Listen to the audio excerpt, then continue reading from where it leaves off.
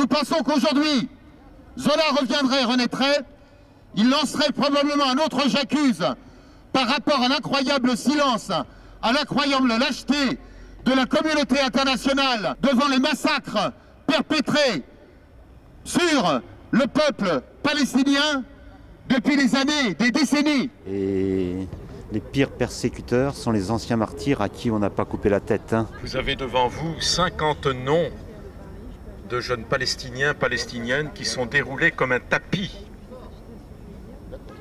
Eh bien, je propose que ces Palestiniens, nous les jugions dignes d'être au Panthéon, à côté de Zola, à côté de Victor Hugo. La liste, elle augmente très rapidement et les blessés aussi. Et tout ça, on n'en parle pas. Il y a personne qui en parle. On parle des bombardements en Afghanistan. Et encore une fois, on est les oubliés de l'histoire. Non, Sharon est un criminel contre l'humanité.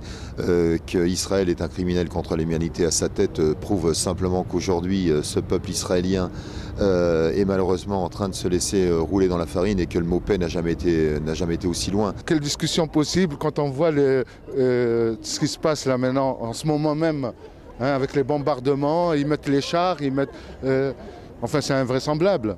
Et actuellement, on est à une impasse. Donc cette impasse, pour en sortir, eh ben, il faut qu'il y ait une pression sur les dirigeants israéliens. Il faut des sanctions économiques contre Israël. Il y a des juifs avec nous. Il y a des juifs. Ah, c'est des juifs honteux. Il y a des Israéliens qui sont objecteurs de conscience tous les ans. C'est le fruit d'un bourrage de crâne. C'est le fruit d'un bourrage de crâne.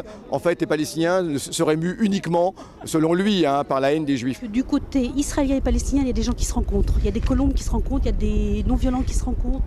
Donc il faut vraiment tenir compte de tout ce qui va aussi. Pas simplement les choses terribles.